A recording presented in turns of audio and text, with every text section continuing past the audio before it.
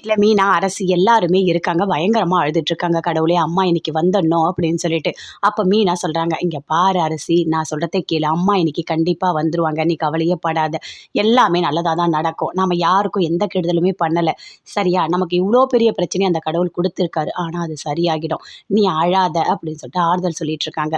அங்கேருந்து கோமதியோட அம்மா அவங்க மருமக எல்லாருமே சேர்ந்து வராங்க. வந்து கேட்குறாங்க, இங்கே பாருமா இன்னைக்கு கண்டிப்பாக அவங்க வந்துருவாங்க, சரியா, நீ கவலைப்படாத, அழாத அப்படின்னு சொல்கிறாங்க. இல்லை என்னால் முடியல அப்பத்தா, எனக்கு ரொம்ப கஷ்டமாக இருக்குது. அம்மா, அப்பா, அண்ணன் இவங்கெல்லாம் வந்து ஜெயிலுக்கு போகிறதெல்லாம் நினச்சி கூட என்னால் பார்க்க முடியல. ஆனால் போயிட்டாங்க. எனக்கு எவ்வளோ கஷ்டமாக இருக்குது தெரியுமா? என்னால் தாங்கவே முடியல அப்படின்னு அரசி சொல்கிறாங்க. இங்கே பாரு, கடவுள் வந்து நமக்கு பிரச்சனையை கொடுப்பாரு. ஆனால் ஏதோ ஒரு வகையில் காப்பாற்றிடுவார். அந்த பிரச்சனையே நினச்சிக்கிட்டு நம்ம அதுக்குள்ளேயே விழக்கூடாது. அதுலேருந்து வெளியே வரத்துக்கு என்ன வழியோ அதை தான் நம்ம யோசிக்கணும். புரியுதா? கண்டிப்பாக இன்றைக்கி எல்லாருமே வந்துடுவாங்க. நீ கவலையே படாத. நீ வந்து ஃபஸ்ட்டு நம்பணும். நம்ம அம்மா வந்துருவாங்க. அவங்களுக்கு எந்த பிரச்சனையும் இருக்காதுன்னு நீ நம்பணும். அப்போ தான் எல்லாமே சரியாகும் அப்படின்னு சொல்லிட்டு கோமதியோட அம்மா சொல்கிறாங்க. இல்லை அவங்கள நாங்கள் எப்படி பார்த்துக்கிட்டோம், ரொம்ப நல்லா பார்த்துக்கிட்டோம். ஒரு வீட்டோட மருமக மாதிரியே நாங்கள் நடத்தலை. அவ்வளோ சூப்பராக பார்த்துக்கிட்டோம். ஆனால் அவங்க எப்படி பழி சொன்னாங்க, என்னென்ன கொடுமைப்படுத்துனேன்னு சொல்கிறாங்க. இதெல்லாம் வந்து நல்லதே கிடையாது தெரியுமா? அவங்களோட வயிற்றில் இருக்க குழந்தை கூட அழிஞ்சிடுச்சுன்னு சொல்கிறாங்க. அந்த அளவுக்கா கொடுமைக்காரங்க நாங்கள் அப்படின்னு சொல்லிட்டு அரசி எல்லாருமே சேர்ந்து பேசிகிட்டு இருக்காங்க. இங்கே பாருமா, நான் சொல்கிறத கேளு, அவங்க ஒருத்தவங்க நமக்கு வேண்டான்னு தெரிஞ்சிடுச்சுன்னா நம்ம என்ன வேணால் பழி போடலாம் அவங்க வந்து அவங்க மேலே. அந்த மாதிரி தான் அந்த பொண்ணு சொல்லியிருக்கு. அது மட்டும் கிடையாது, அந்த பொண்ணு மட்டும் சொல்லலை, அவங்க அம்மா அப்பா 2 பேரும் என்ன சொல்லி கொடுத்தாங்களோ அதை தான் அந்த பொண்ணு சொல்லியிருக்கு. அந்த பொண்ணு மேலே எதுவுமே சொல்ல முடியாது அப்படின்னு கோமதியோட அம்மா சொல்கிறாங்க. அவங்க சொன்னால் இவங்க என்ன குழந்தையா அப்படியே கேட்குறதுக்கு, கொஞ்சம் கூட யோசிக்கவே மாட்டாங்களா அப்படின்னு சொல்லிட்டு மீனா சொல்கிறாங்க. இங்கே பாருமா, அந்த பொண்ணோட மனசு முழுக்க சரவணன் கூட வாழணும்னு மட்டும்தான் இருக்குது. ஆனால் இதெல்லாம் தப்பு சரின்னு யோசிக்கிற மனநிலையில் அந்த பொண்ணு இல்லை அப்படின்னு சொல்லிட்டு அப்பத்தா சொல்கிறாங்க. அப்பத்தா இப்படி பேசிகிட்டு இருக்கீங்க, புருஷனையே தூக்கி உள்ளே வச்சுருக்காங்க, அந்த பொண்ணோட மனநிலை சரியில்லைன்னு சொல்கிறீங்க அப்படின்னு சொல்லிட்டு கேட்டுட்டு இருக்காங்க. இங்கே பாருமா, நான் வந்து பெரியவங்க, நிறைய 4 பேரை பார்த்துருக்கேன், நல்லது கெட்டது எல்லாமே நான் பண்ணியிருக்கேன். அதனால் எனக்கு தெரியும் அந்த பொண்ணோட மனசு முழுக்க இந்த பிரச்சனையை எப்படி சரி பண்ணணும்னு யோசிக்கவே இல்லை. சரவணன் கூட சேர்ந்து வாழணும், இந்த வீட்டுக்குள்ளே வரணும், அது மட்டும்தான் எனக்கு தெரிஞ்சுது. அன்றைக்கி அந்த பொண்ணு இங்கே வீட்டுக்கு வந்ததில்ல, அவங்க அம்மா அப்பா கூட பின்னாடியே வந்தாங்களா, அப்போ அந்த பொண்ணு சொன்ன ஒரே வார்த்தை, நான் என் மாமா என்னை உள்ளே சேர்த்துக்கங்க, நான் வரணும் மாமா, அவங்க கூட சேர்ந்து வாழணும். அந்த பொண்ணு அந்த ஒரு வார்த்தையே தான் சொல்லிட்டு இருந்தது. அதனால தான் எனக்கு தோணுது அப்படின்னு சொல்லிட்டு அப்பத்தான் சொல்கிறாங்க. இனி அந்த பொண்ணு இங்கே வந்து வாழும்னு எனக்கு தோணலை, அப்படி ஒரு வாய்ப்பும் நடக்கும்னு தோணலை அப்படின்னு அப்பத்தான் சொல்கிறாங்க. அது எப்படி வருவாங்க, இவ்வளோ பெரிய தப்பு பண்ணிவிட்டு எங்கள் அண்ணனையே தூக்கி உள்ளே வச்சுட்டு எங்கள் அம்மா அப்பா எல்லாரையும் தூக்கி உள்ளே வச்சுட்டாங்க, அது எப்படி இங்கே வருவாங்க, இனிமேல் அவங்க இந்த பக்கமே வரக்கூடாது, அப்படி வந்தால் கூட நான் விடவே மாட்டேன் அப்படின்னு அரசி சொல்கிறாங்க. சரிம்மா, இப்போ எல்லாருமே ரொம்ப காயப்பட்டிருக்கோம், நீங்கள் பேசுகிறது எல்லாமே கரெக்டு தான், ஆனால் கொஞ்சம் பொறுமையாக இருக்கணும். காலம் நிறைய விஷயத்த நமக்கு மாற்றும், சரியா, நாமளே எந்த முடிவும் எடுக்க வேணாம். இன்றைக்கி இருக்க வாழ்க்கை நாளைக்கு இல்லை. அதனால் இன்றைக்கி என்ன நடக்குதோ அதை பற்றி மட்டும் யோசிப்போம். கோமதி அப்புறம் மாப்பிள்ளை எல்லாருமே சேர்ந்து இன்றைக்கி வந்துடுவாங்க. இங்கே பாரு, அவங்க வந்த உடனே கண்டிப்பாக திருஷ்டி எடுக்கணும், சரியா, அதுக்கு ஆரத்தி எல்லாமே ரெடி பண்ணி வைங்க. ஏன்னா சின்ன பிரச்சனை கிடையாது, ரொம்ப பெரிய பிரச்சனை நடந்திருக்கு. நம்ம குடும்பத்தில் இத்தனை வருஷத்தில் இப்படி ஒரு பிரச்சனை வந்ததே கிடையாது. யாரும் போலீஸ் ஸ்டேஷனுக்கு போயிருக்கோம், ஆனால் ஜெயிலுக்கெல்லாம் போனதுன்றது நடக்காத ஒரு விஷயம். அப்படி ஒரு விஷயம் நடந்திருக்கு. அதனால் நாம் கொஞ்சம் பொறுமையாக தான் இருக்கணும் அப்படின்னு சொல்லிட்டு அப்பத்தான் சொல்கிறாங்க. சரி, நான் ஆரத்திலாம் கரைச்சி வைக்கிறேன் அப்படின்னு சொல்லிட்டு மீனாவும் சொல்கிறாங்க. இங்கே பாரு மீனா, நல்லா புரிஞ்சுக்கோ, அவங்க ரொம்ப பசியோடு வருவாங்க, அவங்க ஏற்கனவே எதுவுமே சாப்பிட்ருக்க மாட்டாங்க, சாப்பாடு எல்லாமே செஞ்சு வை, சரியா, அவங்க வந்த உடனே ஆரத்தி எடுத்துகிட்டு அவங்கள ஃபஸ்ட்டு குளிக்க சொல்லுவோம், இதோடு நம்மளை பிடிச்ச எல்லாமே சனி எல்லாமே போகணும் அப்படின்னு சொல்கிறாங்க. சரி சொல்லிவிட்டு எல்லாரும் வந்த உடனே குளிக்க வச்சுட்டு அப்புறம் வந்து சாப்பாடு கொடுக்கணும் அப்படின்னு சொல்கிறாங்க. சரிங்க, நான் எல்லாமே நான் பண்ணி வச்சிடுறேன் அப்படின்னு சொல்லிட்டு மீனா, ராஜி, அரசி எல்லாருமே போயிட்டு சமைக்கிறதுக்காக போகிறாங்க. போயிட்டு சமையல் எல்லாமே பண்ணிகிட்ருக்காங்க. பண்ணும்போது ரொம்ப வருத்தப்படுறாங்க மீனா. அத்தை தான் எப்போவுமே கிச்சன்லேருந்து எல்லாமே இதை பண்ணு அதை பண்ணு, எனக்கு இதை கட் பண்ணி கொடு அதை பண்ணி கொடுன்னு சொல்லுவாங்க. ஆனால் இன்றைக்கி நான் மட்டும் சமைக்கிறேன், எனக்கு ரொம்ப கஷ்டமாக இருக்குது, என்னால் இதை தாங்கிக்கவே முடியல அப்படின்னு சொல்லிட்டு அரசி சொல்கிறாங்க. இங்கே பாருங்கள், நீங்கள் அதையே நினச்சிட்டு இருக்காதீங்க அப்படின்னு ராஜி சொல்கிறாங்க. சரி சரி, என்ன சமையல் வேலை ஆகுதா இல்லை ஒரே பேச்சு ஆகுதா அப்படின்னு அப்பத்தான் கேட்குறாங்க. இல்லை இல்லை, சமைச்சிக்கிட்டே பேசிகிட்டு இருக்கோம் அப்படின்னு சொல்லிட்டு இருக்காங்க. அப்பத்தான் எல்லாருமே அங்கே தான் இருக்காங்க. சமையல் அத்தைக்கு என்ன பிடிக்கும் அப்படின்னு சொல்லிட்டு பார்த்து பார்த்து சமைக்கிறாங்க. இது பிடிக்கும், அது பிடிக்கும் அப்படின்னு சொல்லிட்டு. அப்போ மீனா அப்படியே ரொம்ப ஃபீல் பண்ணுறாங்க. ராஜியும் ஃபீல் பண்ணுறாங்க. அரசியும் ஃபீல் பண்ணுறாங்க. நான் இங்கே இருக்கும்போது அத்தை எனக்கு என்ன வேணும்னு பார்த்து பார்த்து சமையல் பண்ணி தருவாங்க தெரியுமா? நான் வந்து அந்த குவார்ட்டர்ஸுக்கு போனவுடனே ஒரு வேளை காஃபி கூட சரியா கிடைக்காது. என் வீட்டுக்காரர் பால் வாங்கிட்டு வரமாட்டாரு, இல்ல காய் வாங்கிட்டு வரமாட்டாரு. என்னாலயும் அவ்வளோ தூரம் இறங்கிலாம் போக முடியாது. எல்லாமே ரொம்ப லாங் டிஸ்டன்ஸ்ல இருக்கும் தெரியுமா? நான் ரொம்ப கஷ்டப்படுவேன். இந்த சாப்பாட்டெல்லாம் ரொம்ப மிஸ் பண்ணுவேன். அவ்வளோ அழகா என்ன பார்த்துக்கிட்டாங்க. ஆனா, இன்னைக்கு அவங்க ஜெயிலுக்கு போயிட்டாங்க. எனக்கு எவ்வளோ கஷ்டமா இருக்கு தெரியுமா? என் வீட்டுக்காரு, அவரு பாவம் இந்த பிரச்சனையே வேண்டான்னு சொல்லிட்டு எங்கேயோ குவார்ட்டர்ஸ்ல இருந்தாரு. அவரு பேர்ல போய் கம்ப்ளைண்ட் குடுத்துருக்காங்க. அவங்களுக்கு எவ்வளோ திமிரு இருக்கணும்ல? அப்படின்னு சொல்லிட்டு மீனா சொல்றாங்க. ஆமா, ஆமா. அவங்க அம்மா, அப்பா 2 பேரும் சேர்ந்து அவ்ளோ பழி போடுறாங்க. அவ்ளோ கெட்ட புத்தி இருக்கு. மறுபடியும் அவங்க பொண்ணு இங்க வந்து வாழவே கூடாதுன்ற மனநிலையில தான் அவங்க இப்படி பண்ணியிருக்காங்க. அப்படின்னு சொல்லிட்டு ராஜி சொல்றாங்க. அப்படிலாம் நினைக்காத ராஜி. வாழ வைக்கணுன்ற எண்ணத்துல தான் அப்படி பண்ணியிருக்காங்க அப்படின்னு மீனா சொல்றாங்க. அப்படியாக்கா? அப்படின்னு கேட்குறாங்க. ஆமா பின்ன? இந்த மாதிரிலாம் கம்ப்ளைண்ட் குடுத்தா நம்ம போயிட்டு உடனே, ஐயோ! எங்களுக்கு அசிங்கமா இருக்கு. நாங்க வந்து உங்க பொண்ண ஏத்துக்கிறோம். இப்படிலாம் பண்ணாதீங்க. நீங்க கேஸ வாபஸ் வாங்குங்க அப்படின்னு நம்ம சொல்லுவோம்னு அவங்க எதிர்பார்த்தாங்க. ஆனா, இங்க நடந்தது எல்லாமே ஆப்போசிட்டா நடந்திருக்கு. எல்லாருமே ஜெயிலுக்கே போயிட்டாங்க. இப்போ கண்டிப்பா இன்னைக்கு ரிலீஸ் ஆயி வந்துருவாங்க.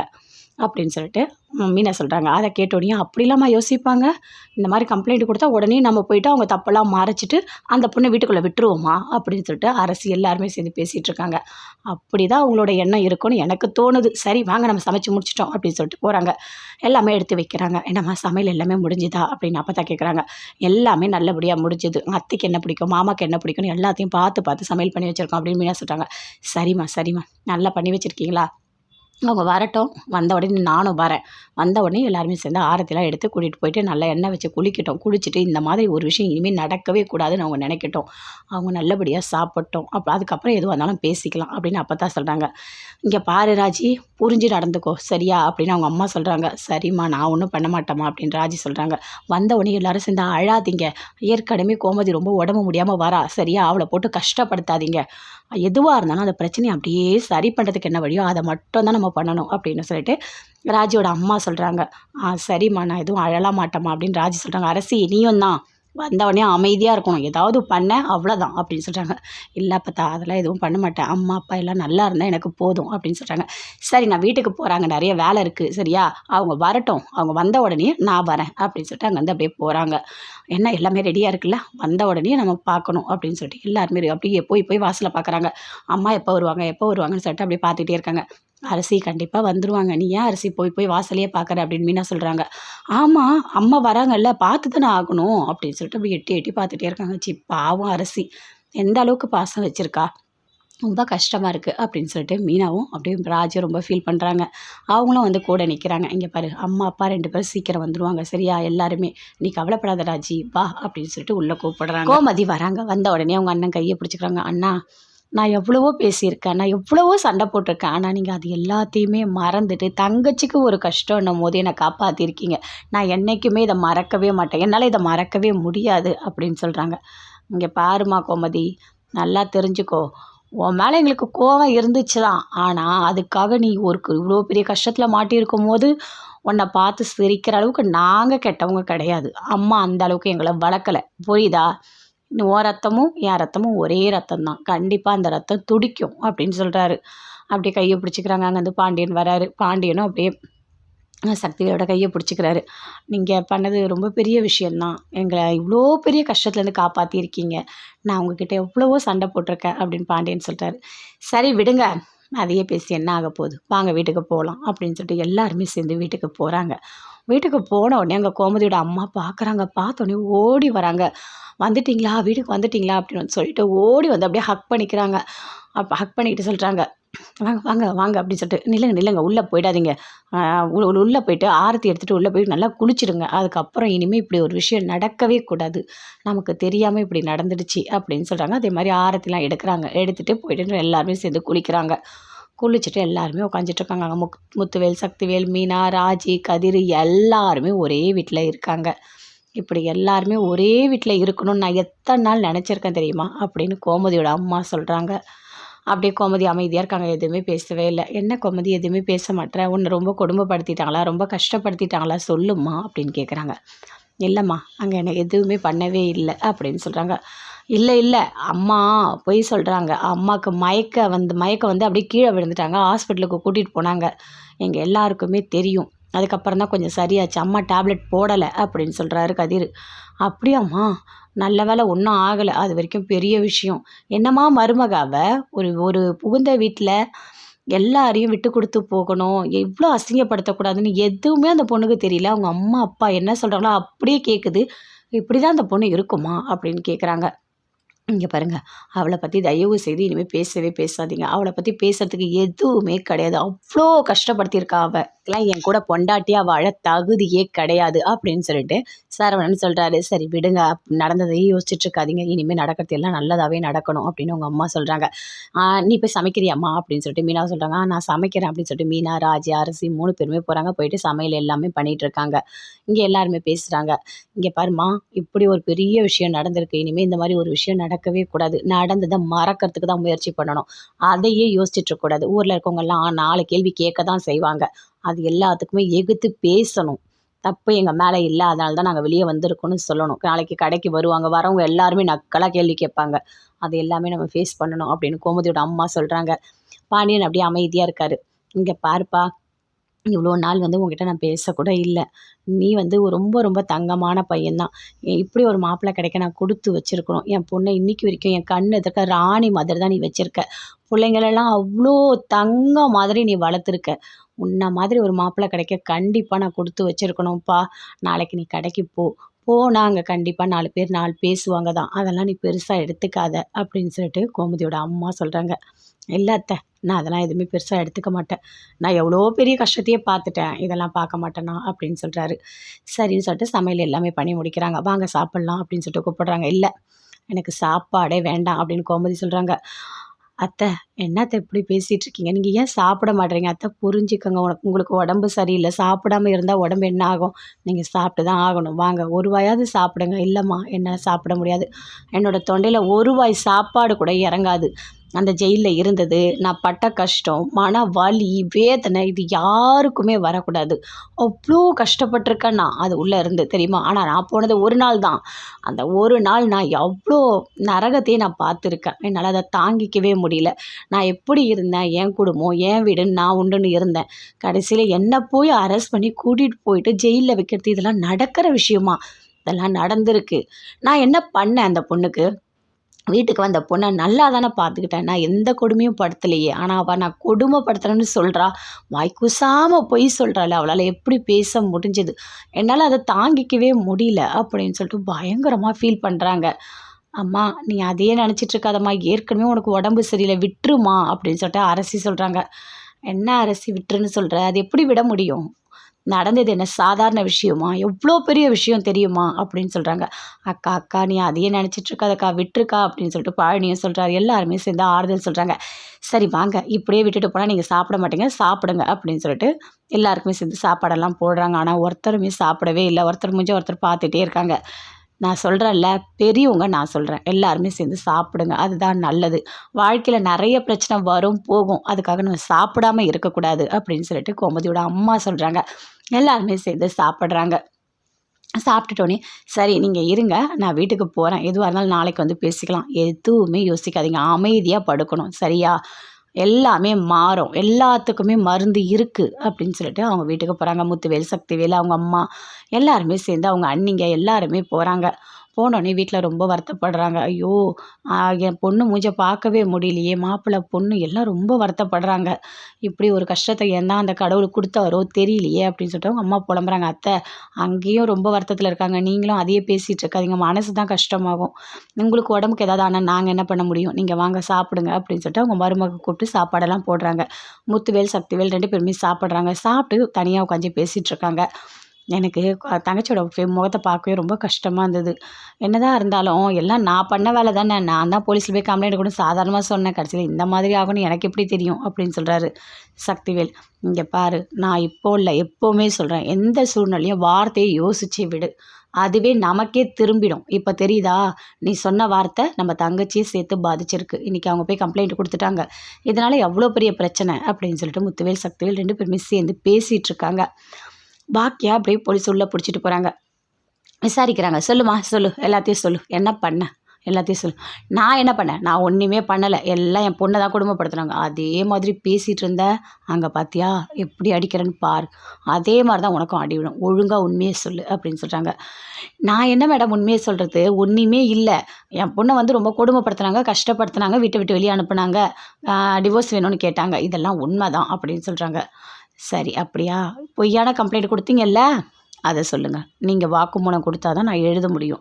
அப்போ தான் உங்களுக்கு அடுத்தடுத்து எல்லாமே நடக்கும் அப்படின்னு சொல்கிறாங்க. நான் பொய்யெல்லாம் கொடுக்கல.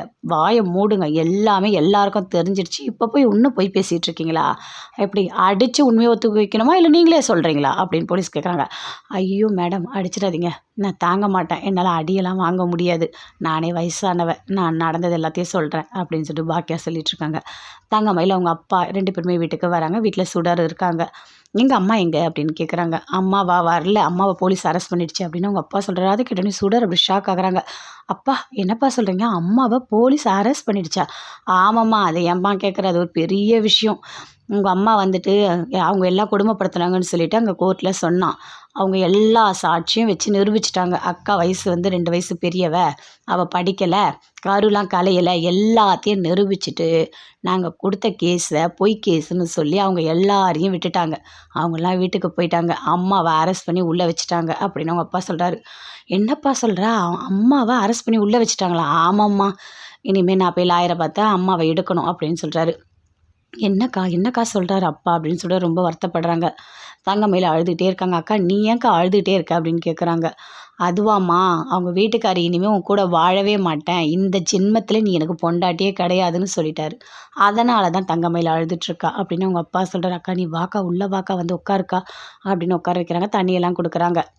அக்கா இருக்கா, நான் போய் சாப்பாடு போட்டு வரேன் அப்படி. எனக்கு சாப்பாடெலாம் எதுவுமே வேண்டாம், எனக்கு என் மாமா தான் வேணும், எனக்கு என் மாமா வீடு தான் வேணும், எனக்கு இந்த வீடு பிடிக்கவே இல்லை, என்னோட மாமா வீடு தான் எனக்கு பிடிக்கும், அவர் தானே எனக்கு எல்லாமே, என் கூட வாழ்ந்துருக்காரு, அந்த வீட்டுக்கே நான் எல்லாமே செஞ்சுருக்கேன், தேவையான எல்லாமே நான் பண்ணியிருக்கேன். நான் ஒருத்தர் கூட என்னை வேண்டான்னு சொல்லிட்டாங்க. என் மாமா சுத்தமாக என்னை வேணான்னு சொல்லிட்டு போயிட்டார். என்னால் அதை தாங்கிக்கவே முடியல. சுடர் நீயே சொல்லு, என் மாமாவை எனக்கு எவ்வளோ பிடிக்கும். அம்மா என்ன சொன்னாங்க? உன்னை மாமா கூட சேர்த்து வைக்கிறேன்னு சொன்னாங்க. அதனால தான் நான் இவ்வளோ போய் சொன்னேன். ஆனால் கடைசியில் அந்த மாமா என் கூட வாழ மாட்டேன்னு சொல்லிட்டார். என்னால் அதை தாங்கிக்கவே முடியல அப்படின்னு சொல்லிட்டு தங்கமயில் பயங்கரமாக அழுதுட்ருக்காங்க. அக்கா அழாதக்கா, இந்த நிலமை எல்லாமே மாறங்க்கா, கொஞ்சம் நம்ம டைம் கொடுக்கணும் அப்படின்னு சொல்கிறாங்க. என்ன சொல்கிறார்? என்ன சொல்கிற? டைம் கொடுக்கணுமா? எதுக்கு டைம் கொடுக்கணும்? மாமா என்னை வேணான்னு சொல்லிட்டு போயிட்டாரு. இதுக்கு மேலே அவர் வருவார்னு நம்பிக்கையே இல்லை. என் வாழ்க்கையை அம்மா ஒரு வழியாக முடிச்சு வச்சுட்டாங்க அப்படின்னு சொல்கிறாங்க. இங்கே பாருமா, இதையே நீ பேசிகிட்டு இருக்காத, இந்த விஷயத்தை விட அம்மாவை எப்படி வெளியே எடுக்கிறதுன்னு யோசிக்கணும் அப்படின்னு அவங்க அப்பா சொல்கிறாரு.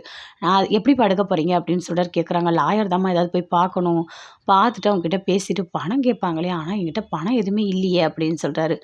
இருங்கப்பா வரேன் அப்படின்னு போகிறாங்க. போயிட்டு சுடர் இங்கே டப்பாவில் இருக்க காசுலாம் கொண்டு வராங்க. அதே மாதிரி தங்கமயில் போகிறாங்க. அவங்க பேக்கில் இருக்க கொஞ்சம் காசுலாம் கொண்டு வந்து கொடுக்குறாங்க. இப்போதைக்கு இந்த காசு தான் இருக்குது, இதை வச்சு ஏதாவது பண்ண முடியுமான்னு பாருங்கள், அம்மாவை எவ்வளோ சீக்கிரம் வெளியே எடுக்க முடியுமோ எடுங்க அப்படின்னு சொல்லிட்டு தங்கமயில் சுடர் 2 பேருமே சேர்ந்து அமௌண்ட்டு கொடுக்குறாங்க. சரிம்மா, நான் அதை எடுத்துகிட்டு போயிட்டு லாயரை பார்த்து பேசிவிட்டு அதுக்கப்புறம் நான் வரேன், நீங்கள் வந்துட்டு சாப்பிட்டு தூங்குங்க அப்படின்னு சொல்லிட்டு அங்கேருந்து அப்படியே போகிறாரு. போனோடனே லாயர் பார்க்குறாரு. பார்த்துட்டு நடந்த எல்லாத்தையுமே சொல்கிறாரு. என்னோடய ஒய்ஃப் வந்து பாக்கியா, அவங்க வந்து கொஞ்சம் பொய் சொல்லிட்டாங்க, அதனால் அவங்கள அரெஸ்ட் பண்ணிட்டாங்க, எப்படியாவது அவங்கள வெளியே எடுக்கணும் அப்படின்னு சொல்கிறாரு. ஓ, பொய் சொல்லிட்டாங்களா? அப்போது கொஞ்சம் எடுக்கிறது கஷ்டம்தான் அப்படின்னு சொல்கிறாரு. என்னங்க எப்படி பேசிட்டீங்க? உங்களையே நம்பி நான் வந்திருக்கேன், எடுக்க முடியாதுன்னு சொல்கிறீங்க, ஏதாச்சும் கொஞ்சம் பார்த்து பண்ணுங்கள், கண்டிப்பாக என் பொண்டாட்டியை வெளியே எடுக்கணும், அவள் ஜெயிலெல்லாம் தாங்கவே மாட்டாள், அங்கே கொடுக்குற சாப்பாடெலாம் அவளுக்கு பிடிக்கவே பிடிக்காது, அவள் பாவம், அவளை சீக்கிரமாக எடுத்துடணும் அப்படின்னு சொல்கிறாரு. நீங்கள் சொல்கிறதெல்லாம் கரெக்டு தான், அவங்க பாவம் தான், எடுத்துடலாம் தான், ஆனால் அவங்க இவ்வளோ பொய் சொல்லி வச்சுருக்காங்க, அதுவும் சாட்சியோடு நிரூபிச்சிருக்காங்க, அப்போ எப்படி சீக்கிரமாக விடுவாங்க? அவங்கள வெளியே எடுக்கிறதே ரொம்ப கஷ்டம் தான், நிறைய பணம் செலவாகும் அப்படின்னு சொல்கிறாரு. பணம் நிறைய செலவாகுமா? சரி, நான் எவ்வளோ பணமாக இருந்தாலும் நான் ஏற்பாடு பண்ணுறேன், அதுக்காக என் பொண்டாட்டியை விட்டுற முடியுமா? கண்டிப்பாக அவளை வெளியே எடுக்கணும். அதுக்கு நீங்கள் என்ன ஏற்பாடு பண்ணுறீங்களோ பண்ணுங்கள், நான் பணத்தை ரெடி பண்ணிட்டு வரேன் அப்படின்னு வீட்டுக்கு வராரு. வந்த உடனே தங்கமயில் சுடர் 2 பேருமே கேட்குறாங்க. என்னப்பா என்ன சொன்னாங்க அப்படின்னு சொல்லிட்டு. அதுவாம்மா, போய் கேட்டேன், நிறைய பணம் செலவாகும்னு சொல்கிறாங்கம்மா, அவ்வளோ பணத்துக்கு எங்கே போகிறது? எனக்கும் ஒன்றுமே புரியல, அவங்க சாட்சியோடு நிரூபிச்சிட்டாங்க, வெளியே எடுக்கிறதுக்கு கஷ்டம்னு சொல்கிறாருமா அப்படின்னு சொல்கிறாரு. அத கேட்டோனே எல்லாருமே அப்படி பார்க்குறாங்க. ஐயோ! கடவுளே! அம்மா எப்போ வெளிய வருவாங்கன்னு தெரியலையே அப்படின்னு சொல்லிட்டு சுடர் ஒரு பக்கம் ரொம்ப வருத்தப்படுறாங்க. பாக்கியா அங்க ஜெயில்ல இருந்து யோசிக்கிறாங்க. ஐயோ! கடவுளே! எல்லாம் வீட்ல இருக்காங்க. நான் மட்டும் ஜெயில்ல இருக்கனே! நான் அப்படி என்ன கடவுளே பாவத்த பண்ணேன்? நல்லது தானே பண்ணேன். என் பொண்ண வாழ வைக்கணும்னு நெனச்சேன். கடைசியில என்ன வந்து ஜெயில்ல வச்சுட்டியே! ஐயோ! என்னால தாங்க முடியலையே! எனக்கு ரொம்ப கஷ்டமா இருக்கே! எப்படியாவது இந்த ஜெயில விட்டு வெளிய போயிடணும். இங்க இருக்கவங்கலாம் பார்த்தா எனக்கு பிடிக்கவே இல்ல. இந்த சாப்பாடுலாம் சுத்தமா எனக்கு பிடிக்கல. இடமும் பிடிக்கல அப்படின்னு சொல்லிட்டு பயங்கரமா புலம்புறாங்க.